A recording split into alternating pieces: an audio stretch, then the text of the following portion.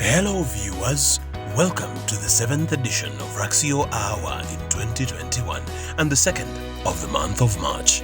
In this edition, we continue the special focus on women as part of the International Women's Day that was recently celebrated on Monday, 8th March 2021.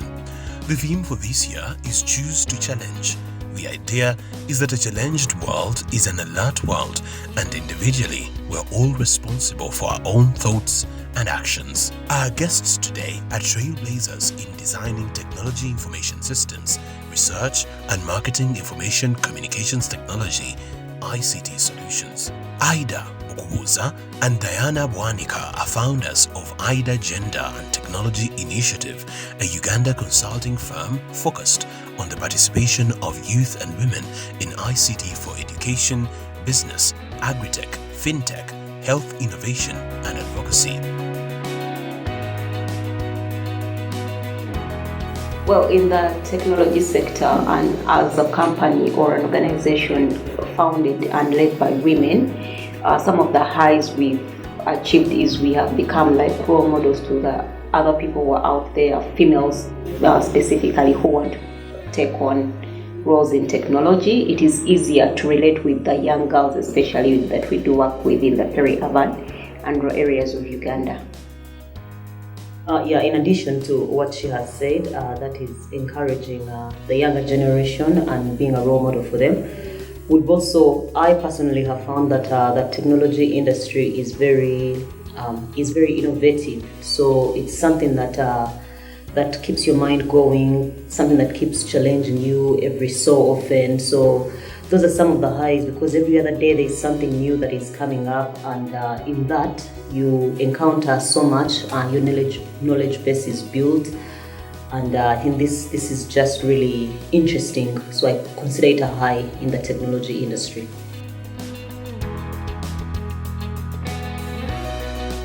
The reason for us to choose to challenge is to make sure we are bridging the gender digital divide gap where there is less representation of women and girls in these spaces.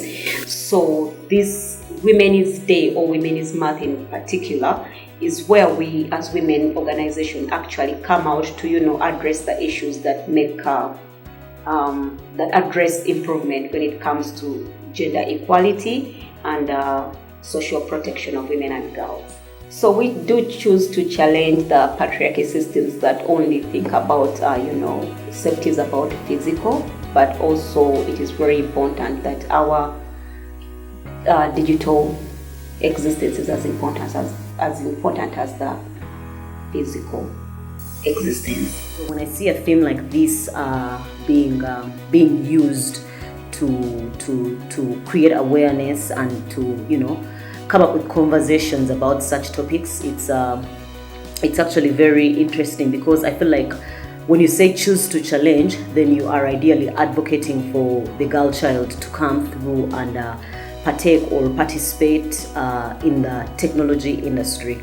And I think it's a good conversation to bring up, because I think the more we dissect these issues, the more we break down these issues, the easier and better it is for the girl child to actually see that they are also capable of fitting into this industry.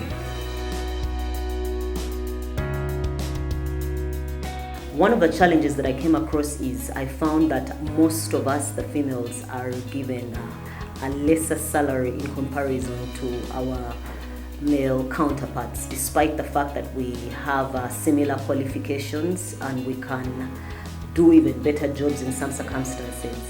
So that has been a great challenge. How have we overcome it? I think as you grow and you become more confident in the work that you're doing, you then get to stand up for yourself and ask for what you think you deserve. Well, just in addition to what Diana was sharing, is beyond just salary, even taking up particular roles, the promotion level at which male counterparts are given room to grow is higher than that of women. Just to recall from where I used to work, it was a telecom company a few years ago before we ventured into advocacy, basically ICT advocacy. I would find myself more qualified in different areas, but then they would say, oh, women, she actually even still in a reproductive kind of age, probably you do not have a chance to compete for these kinds of opportunities because you become a threat in terms of you may become pregnant and, be away on leave. Also, it was, you cannot do ABCD because of your specification as a female gender. So I remember one time I was supposed to do some work on the tower and it was at Africana. They said you can't because you're female, you cannot climb up the ladder. However, such things do happen and limit girls' participation, or even to have the need to push further, you just become a threat to your own potential. So for me, that is one of the biggest challenges. And how to overcome these kinds of challenges, like what Diana said earlier on, to just be confident and speak up about this kind of injustices. Yes, definitely. I would encourage any young lady who has interest in the tech industry to definitely join. So I know the tech industry has grown tremendously. There's an influx of applications. There's an influx of technologies that are coming up. But at the end of the day, it doesn't mean that that is all that can be done. I would tell a young girl out there that the world is your oyster. You cannot just decide to shun away simply because there's so many developments that are happening and you feel like you cannot compete in this industry. There's a lot that can be done. So I welcome every young girl to come and try out, to come and see. I know there's some who are in underprivileged areas. Those are the peri-urbans that she was talking about, the areas that we support, we as AYDIA Gender and Technology Initiative. They can come through, we can give them some bit of education just to train them, to assist them to answer some of their small questions. Not small, actually, all questions are important questions, so I will not even categorize them as small. To answer some of their questions such that they get this encouragement to just be part of the industry. So yes, I encourage every young girl to come through, to just try it out. Like I said, the world is your oyster, so don't let go. Come through. I think, first of all, technology has become a tsunami, especially now in today's changing world of work. Be it in agriculture, we are coming from agriculture to agri-tech, from financials to financial technologies, from education to edutech. I'm pretty sure these kinds of languages are now becoming more familiar to many young women. You may think you didn't do IT, but you're going to deliver a session in English, but using an e-learning platform. So as it becomes a tsunami, it is very important for women and girls to adopt this. Otherwise, we either evolve with technology or we dissolve. So the earlier we take on technology as seriously as possible, as soon as possible, it will enable many young girls to, normalize and use these platforms for, we've had different apps, like in sexual reproductive health and rights. We've seen very many people having online e-commerce platforms that are enabling women to tap into these platforms to enable their potential to do sales and marketing online. So the biggest thing that you can do for yourself, if you can, basically one of the things is to join us at AYDIA Gender and Technology Initiative. We do train young women and girls in peri-urban and rural areas, specifically because we know there is no chance given to them and there's a lot of potential that can be discovered when we do this at a very young age. And technology shouldn't be a threat for anyone. It is not the technical bit.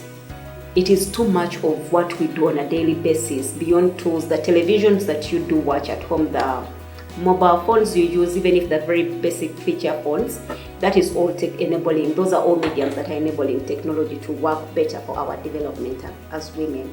So in that, I do think we need to have, girls need to be and women need to be very confident that technology is here to stay. The earlier for them to evolve, the better. Thank you very much. Thank you, Aidah and Diana. Here are the latest drone images from Raxio Data Centre, which is geared and ready for business. See you next time, viewers, and have a great weekend ahead.